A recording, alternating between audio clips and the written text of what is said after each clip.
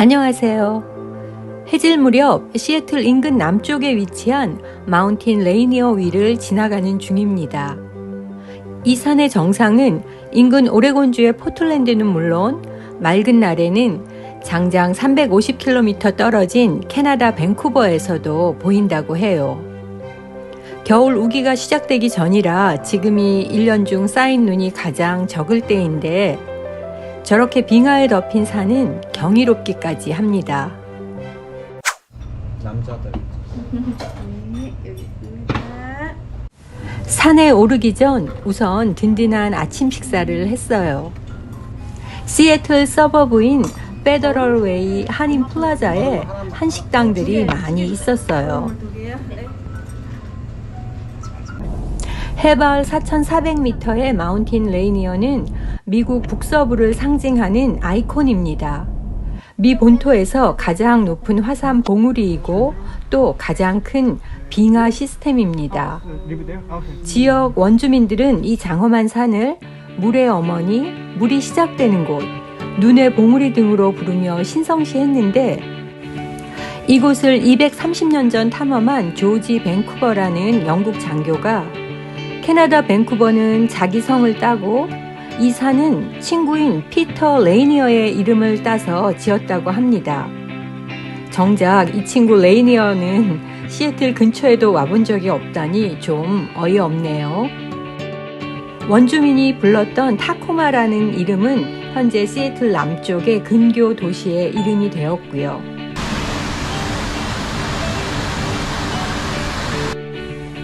이 광활한 국립공원은 크게 남쪽의 파라다이스, 북쪽의 선라이즈 두 개의 지역으로 나눠지며 저처럼 당일 튜어리스트라면 둘 중 한 지역만을 선택해야 합니다.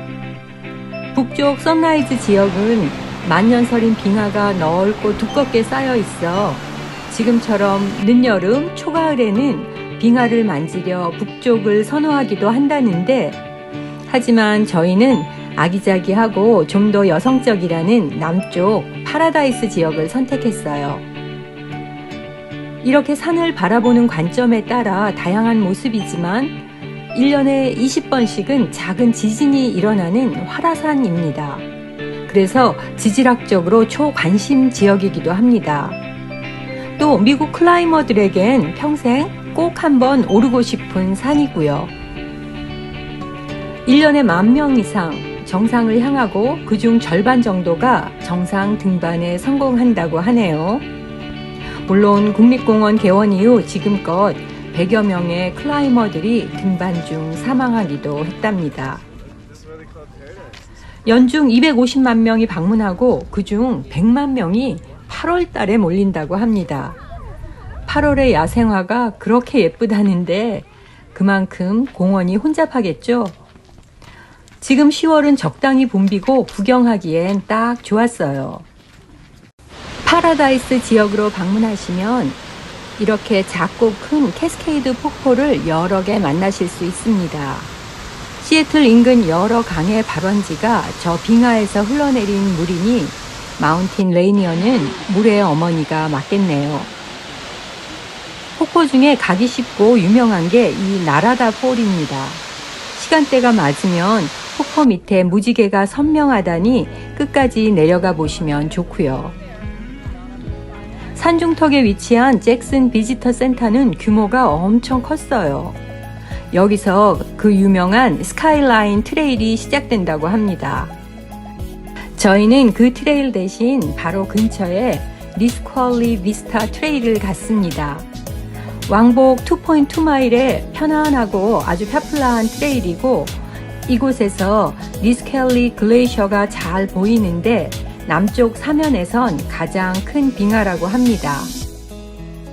And how do you? Oh, oops, my bad. 또 산을 호수에 담고 있다는 리플렉션 레이크도 들렸어요. 산 정상 봉우리가 그대로 호수에 비친다는데 오늘은 구름 때문에 앵글 잡기가 쉽지 않네요. 호수를 바라보며 준비해간 샌드위치로 점심을 하고 저희는 산을 내려왔습니다. 길 중간중간에 뷰 포인트가 많이 있어 이 경이로운 산을 무한 감상할 수 있습니다. 보고만 있어도 힐링이 되고 정말 좋았어요. 물론 이외에도 좋은 트레일과 뷰 포인트가 많아 자연을 즐기시는 분들은 특히 여름철에 새벽 5시부터 붐빈다는데 정말 그럴 것 같습니다. 다음번엔 꼭 북쪽 선라이즈 지역을 가보고 싶네요. 마운틴 레이니어, 미 북서부의 아이콘다운 멋진 산입니다.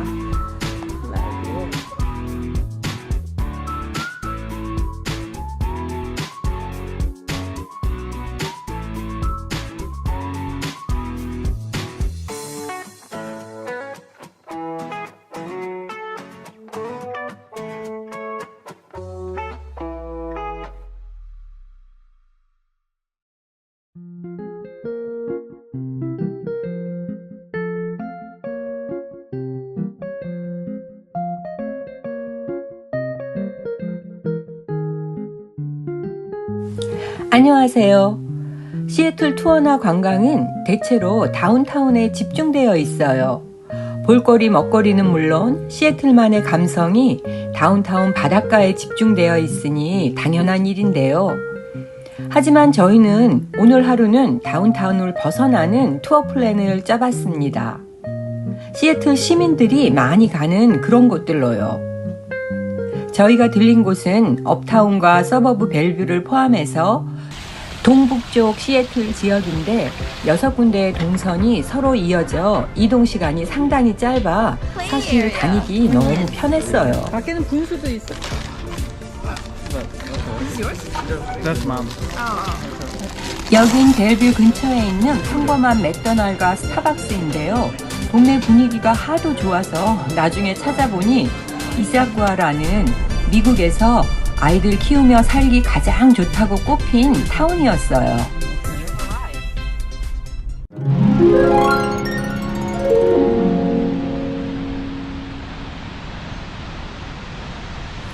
세상에, 벨뷰에서 불과 20분 떨어진 곳에 이런 곳이 있네요. 장장 82m 높이의 폭포이고요. 약 1.5마일 밑에 내려가면 이 폭포를 좀 더 멋지게 감상할 수 있습니다. 여긴 워싱턴주 캐스케이드 산맥의 제일 서쪽인 셈이고 숲도 아주 푸르고 산도 깊어요. 이곳 스노콜미 밸리에 정착했던 인디안들은 저 두 갈래의 폭포를 인류 최초의 여자, 최초의 남자로 비유했다고 해요. 요즘 시애틀 하면 다들 벨뷰 하잖아요. 벨뷰 지역은 마이크로소프트사 또 미국 3대 통신사인 티모빌 등 대기업부터 스타트업까지 테크의 새로운 허브가 되고 있다죠. 이 모던한 도심 한가운데 오아시스처럼 도심 파크가 있어요. 세련되고 아주 예쁘고 걷기나 뛰기에도 너무 좋고요. 가벼운 피크닉과 가족 이벤트 하기 좋게 디자인되어 있더라고요. 시애틀 재패니즈 가든은 3.5에이커의 비교적 작은 정원이지만 이걸 짓기 위해 20년의 펀드레이징과 많은 정원 디자이너들의 헌신이 있었다고 합니다. 일본 정원답게 오밀조밀 설계되고 연못, 꽃, 나무 등이 정교하게 배치되어 있네요. 시애틀 수목원의 남쪽에 자리하고 있어요. 시애틀은 일본인이 미국에 최초로 정착한 도시라는데 이 수목원 일대가 일본인 밀집 거주 지역이고 실제 일본 분들이 많이 보였어요. 여기서 다운타운과 벨뷰가 가깝고 꽤 오래된 동네 같은데 일대 집들이 무척 고급스러워 보입니다. None for you. 얘가 친구만. Whoa! Oh, you eat that? Oh my god!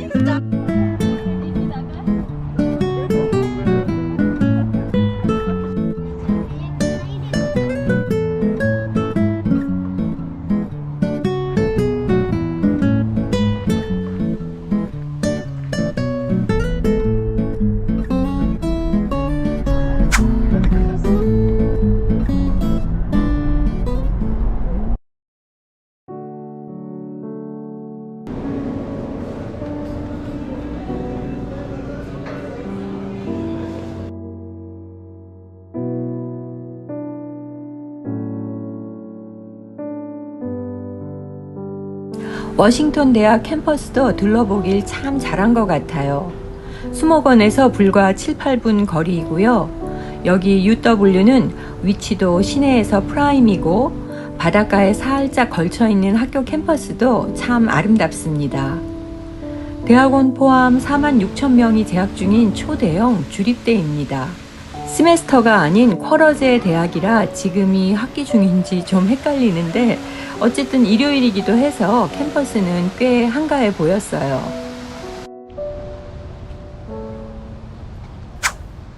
다시 7, 8분을 이동해서 게스웍스 파크에 왔습니다. 폐기된 석탄가스 공장을 시애틀시가 사들여 아름다운 공원으로 만들었다고 해요. 일부러 공장 건물을 남겨놓아 마치 조형물 같고 나름 유니크하네요. 오늘은 계속 역광으로만 다니느라 영상에는 좀 흐릿하지만 남쪽 방향으로 다운타운 스카이라인이 선명하게 잘 보입니다. 카약을 타는 사람들도 많네요. 이 앞에 물은 레이크 유니언이라고 바닷물이 아니라 프레시 워러라고 합니다. 지도상으로는 퓨지 사운드 바다와 연결되어 있기에 저는 당연히 짠 바닷물이겠거니 생각했는데 바다 수면보다 높아 바다로 흘러가는 호수라고 해요.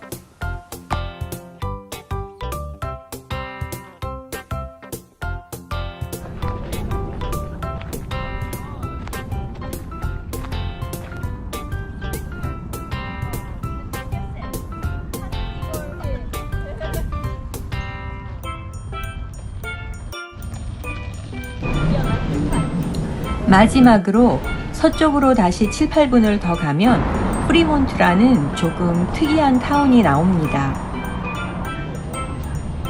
지금은 힙합한 옷차림도 뽐내고 힙스터 타운에 가깝지만 프리몬트는 카운터 컬처 동네라네요. 해석하자면 비주류를 추구하는 타운이라고 할까요? 몇 가지 예를 들면 지역 주민들이 한때 프리몬트 공화국을 선언하기도 했고요. 또 소련을 건국했던 레닌의 동상이 이곳에 있어요. 이 동네 예술가가 소련 붕괴 직후 1990년에 슬로바키아에서 자비로 가져왔다고 합니다. 트롤은 그리스 로마 신화에도 나오는 약간 덜 떨어진 도깨비라고 해야 할까요? 이 다리 밑에 세워진 프리몬트 트롤도 왼손으로 폭스바겐 차를 굳이 박살내고 있네요.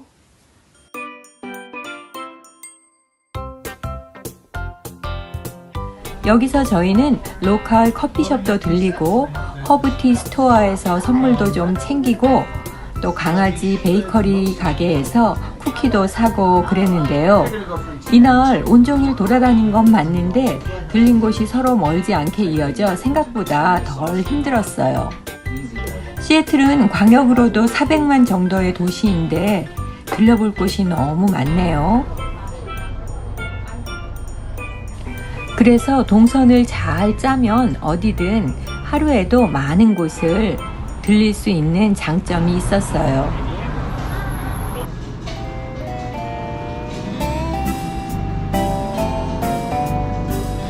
포키 하나 해?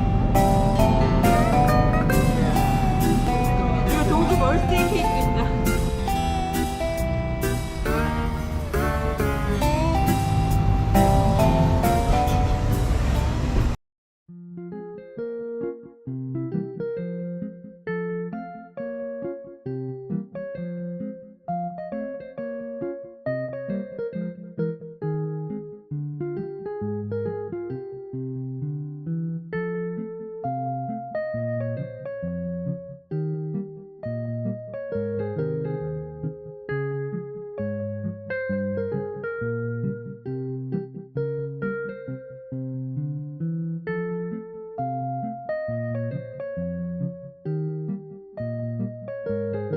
안녕하세요.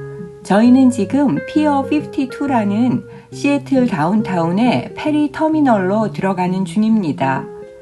다운타운 북쪽으로 스페이스 니들, 아쿠아리움, 그리고 아마존 헤드쿼터 등이 있어요. 오늘 일정은 저 다운타운 지역에서 미국에서 제일 큰 재래시장이라는 파이크 플레이스 마켓을 실컷 구경하려고요. 북적이는 시장통에서 점심을 하고 또 저녁에는 바로 인접한 벨타운의 오마카세 식당을 가보려고 합니다. 고급 식당, 바와 클럽이 많은 젊음의 거리라는데 한번 도전해 보겠습니다.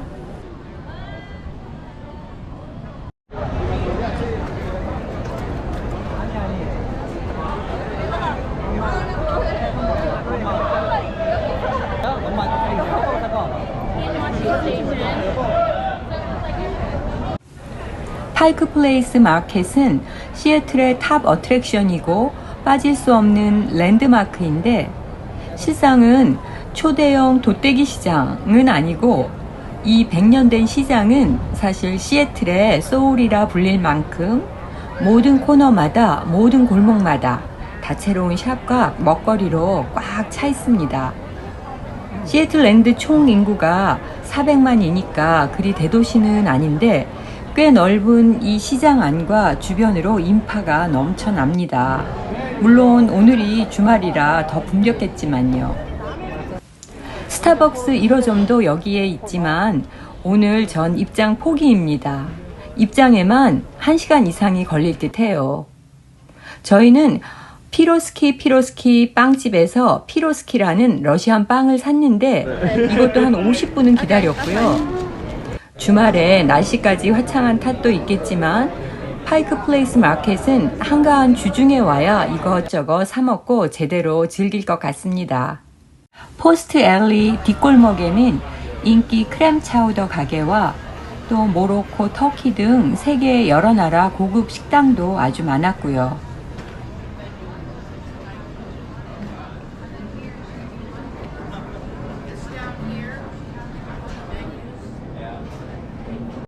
이 시장에 오면 크게 4가지를 실컷 보실 수 있다고 합니다. 첫 번째 생선과 꽃, 두 번째 먹거리, 세 번째 각종 아트, 크래프트, 그리고 리테일 샵, 그리고 네 번째는 사람들인데요. 정말 이 4가지가 넘쳐나네요.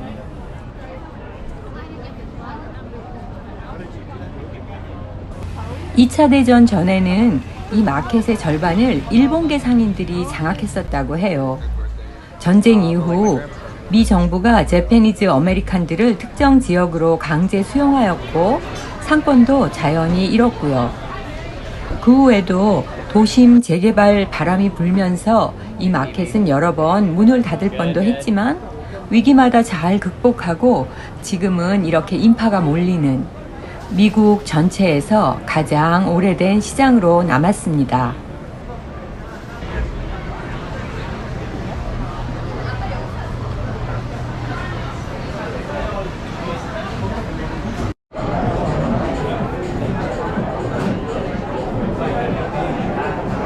미국 꽃게라면서 재미 한인들이 게장도 담그는 게가 바로 던제니스 크랩인데요.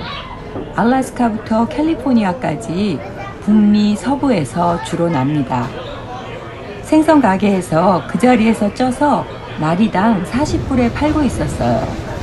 하나로 한 마리당 한 5만 원 정도네요. 저희도 왁자지껄한 시장통에서 맛있게 먹어봤습니다.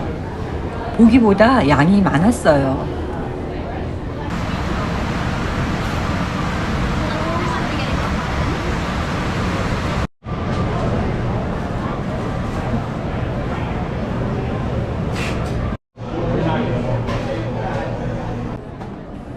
시장 안을 돌아다니며 아이스크림도 먹고 딤섬도 먹고 그런 것 같은데 오랜만에 인파에 묻히니 정신이 없었어요.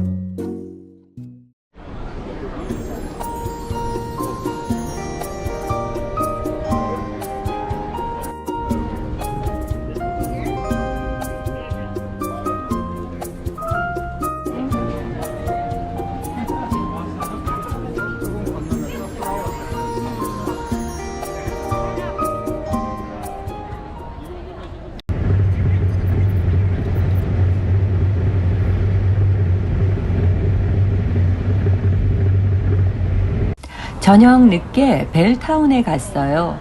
벨타운은 시애틀 다운타운에서도 가장 인구 밀집 지역이고 젊은이들이 모여 사는 곳인데 거리엔 50대 이후는 한 명도 보이질 않고 20, 30대 젊은이들만 꽉 찼어요.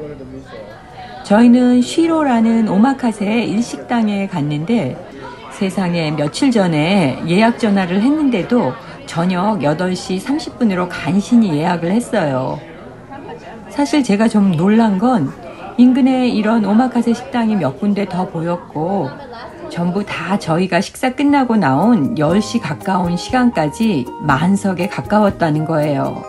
전부 20, 30대였고요. 어쨌든 늦은 저녁 벨타운의 모습이고요. 안전해 보였고 모두들 매너들도 좋고요. 파이크 플레이스 시장통과 젊음의 거리 벨타운에서 바쁘게 움직이는 사람들 구경 실컷 하면서 활력도 찾고 즐거운 여행이었습니다. 오늘도 시청해 주셔서 감사합니다. 다음 영상에서 또 뵐게요.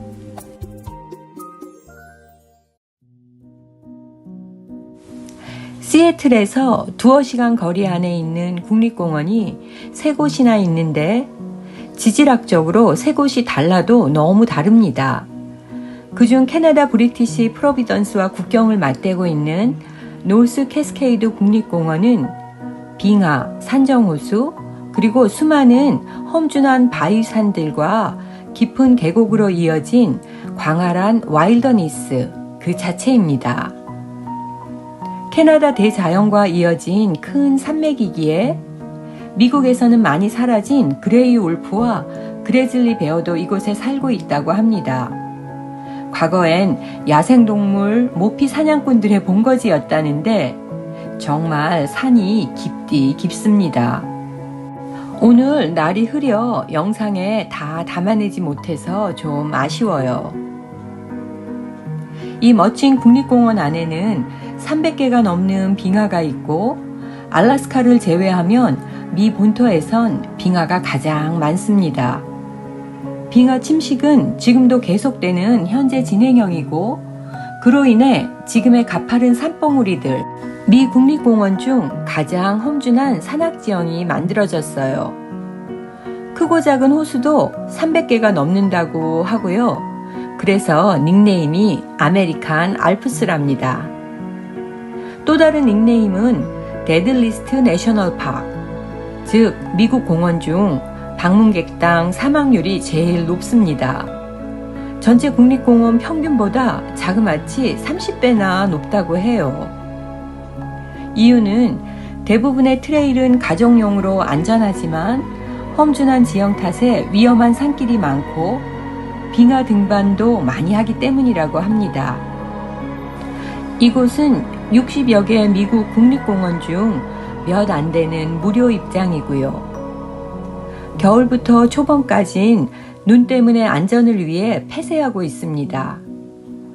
산이 너무 험해서 역설적으로 가볍게 투어하고 피크닉하기에 어쩌면 가장 편안한 국립공원이에요. 지도를 보시면 이 광활한 공원 지역이 남과 북으로 크게 나눠지며 가운데로 공원 내 유일한 포장도로인 시닉 앤 캐스케이드 하이웨이가 주로 카지트 리버를 따라 30마일 이상 지나갑니다. 이 시닉 하이웨이를 따라서 많은 뷰포인트, 가족용 하이킹 코스, 또 힘든 등산 수준의 트레일이 있습니다. 저희가 하루 동안 가볍게 들린 곳은 다음 6군데입니다. 첫 번째는 스터링 몬로 보드워크입니다. 뉴 할렘 작은 마을에서 우선 비지터스 센터에 들리고 그 뒤편으로 아주 짧은 산책길이 있어요. 이곳에서 보이는 뷰, 우측에 험준한 바위산, 그리고 가운데 빙하에 덮인 가파른 산봉우리. 이런 지형이 20번 국도를 따라 지금부터 30마일 이상 이어집니다. 이 국립공원 안에 꽤 큰 사이즈의 마을이 있고 주변에 이렇게 작은 수력발전소 댐이 있는 게 신기해 보였어요.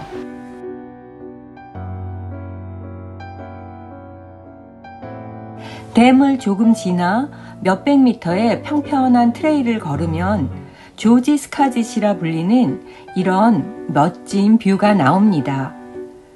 북태평양 연어가 여기까지 올라오고 독수리 둥지가 많다고 하니 망원경 지참하면 좋을 것 같아요. 세 번째는 썬더암이라는 곳인데요. 디아블로 레이크의 남쪽인데 여기서 좀 더 남쪽으로 가면 경치가 아름답고 아주 유명한 트레일이 연결되어 있고 주변에 캠핑 사이트가 있는 곳입니다. 다음은 디아블로 레이크 비스타 포인트인데요. 공원 방문객들이 제일 좋아하는 곳이에요. 남쪽의 썬더암 크릭과 캐나다에서 시작되는 북쪽의 로스 레이크 물줄기가 만나는 곳입니다. 호수 색깔이 독특한 녹청색인데 빙하 때문이라네요. 무거운 빙하가 조금씩 미끄러지면서 바위가 갈리면서 생기는 락 플라워 바위 표면 가루가 찬물에 녹아 만들어진 색이랍니다.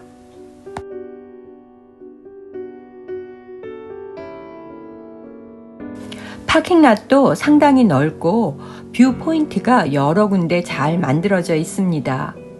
준비해간 점심을 하기에도 아주 좋은 장소였어요. 캐나다까지 이어진다는 긴 호수 로스 레이크가 보이는 오버룩에도 잠시 들리고요. 오버룩 근처에 있는 이 트레일을 1마일 이상 내려가면 로스 레이크 리조트가 나온다고 해요. 찾길은 아예 없고 험한 산길로만 가야 하는 리조트는 여기가 유일할 듯 합니다.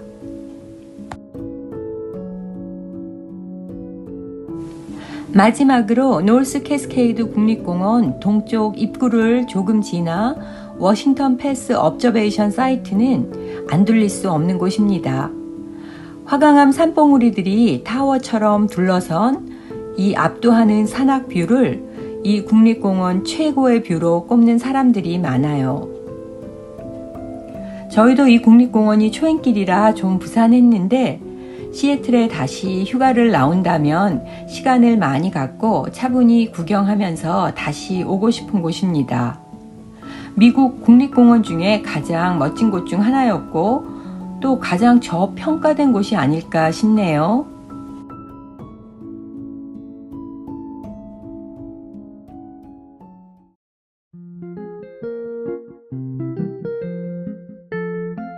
안녕하세요. 이번 시애틀 여행의 가장 큰 즐거움은 페리였어요. 도시와 섬, 반도가 얽혀있는 복잡한 지형 때문에 시애틀 지역에는 페리가 정말 많았어요. 워싱턴주에서 운영하는 시애틀 주변 페리 노선만 10개이고 그 외 작은 지자체가 운영하는 노선들과 심지어 캐나다 밴쿠버로 가는 국제 노선도 2군데나 있습니다.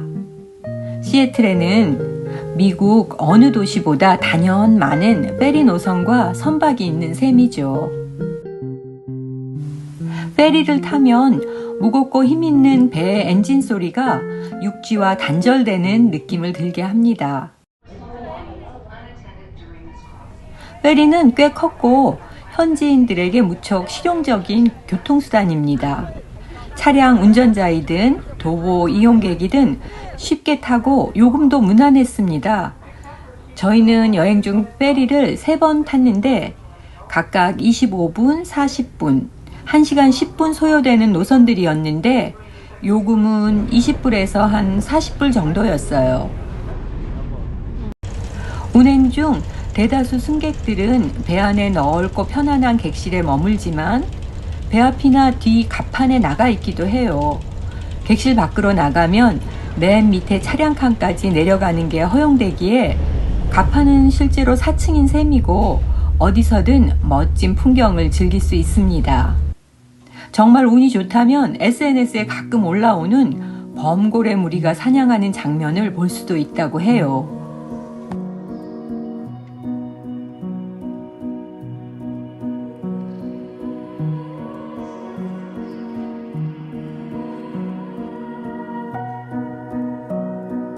험준한 캐스케이드 산맥이 북태평양을 만나면서 보시는 것처럼 커다란 만에 가까운 지형을 만들었고요. 퓨지 사운드는 북태평양에서 안으로 쑥 들어온 저 작은 바다의 이름이고 또 저 바다를 낀 광역 시애틀의 닉네임이기도 합니다.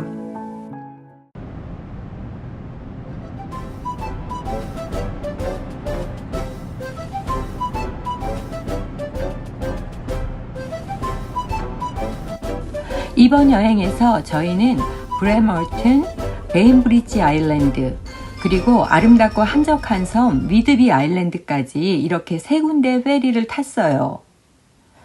개인적으로 브레멀튼이 더 좋았고 해군 시설이 있는 마을이며 페리 터미널 주변에 여러 가지 즐길 것이 있어서 차가 없는 경우라도 쉽게 도보로 브레멀튼을 즐길 수 있습니다.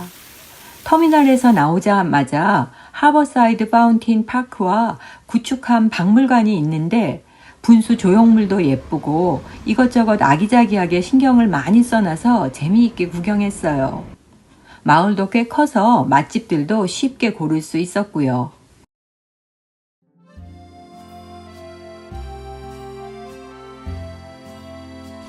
커피를 유난히 사랑하는 시애틀에는 동네마다 유니크한 커피숍들이 많았고 특이한 플레이버도 트라이해 볼 수 있었어요. 예를 들면 미소 커피 같은 거요.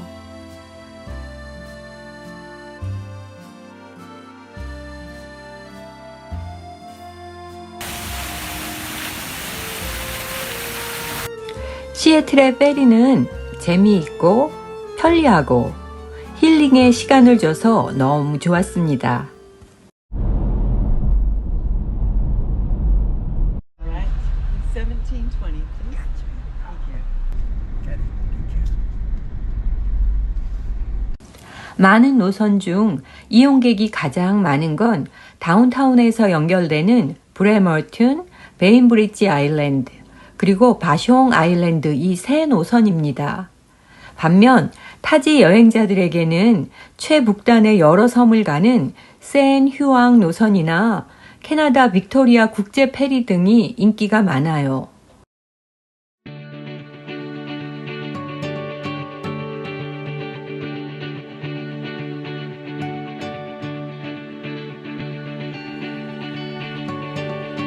브레멀튼과 베인브리지 아일랜드는 시애틀에서 가장 인기 있는 페리 구간인데요. 다운타운과 연결되고 시애틀 최고의 스카이라인 전망을 제공하는 노선들입니다.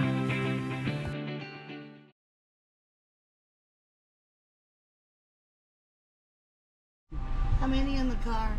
Two, just two of Just us. two of you? Yeah. You're still under 65, is that correct?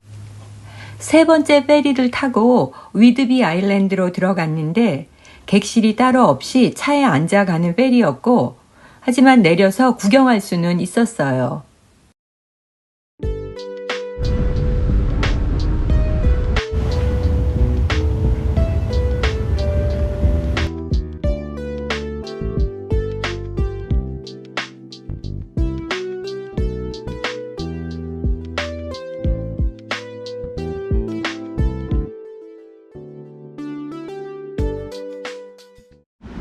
바닷물이 굽이쳐 흘러가는 이곳은 디셉션 패스입니다.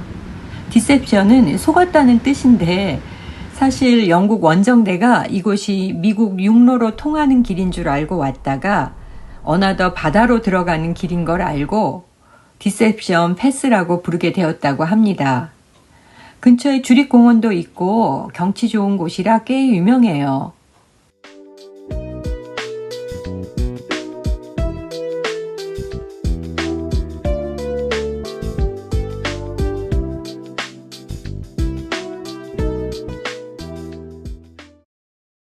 위드비는 조그맣지만 자그마치 7개나 되는 주립공원이 있는 섬이며 조용하고 한적해서 로컬들이 위켄드 겟어웨이로 많이 찾는 곳입니다. 저희는 몇 군데 스테이트 파크에 들려봤어요.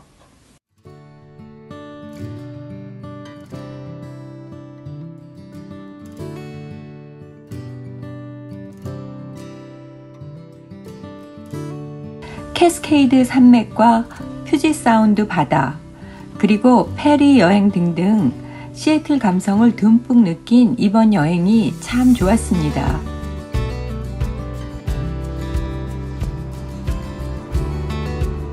시애틀 여행 함께 해주신 구독자 여러분 감사합니다.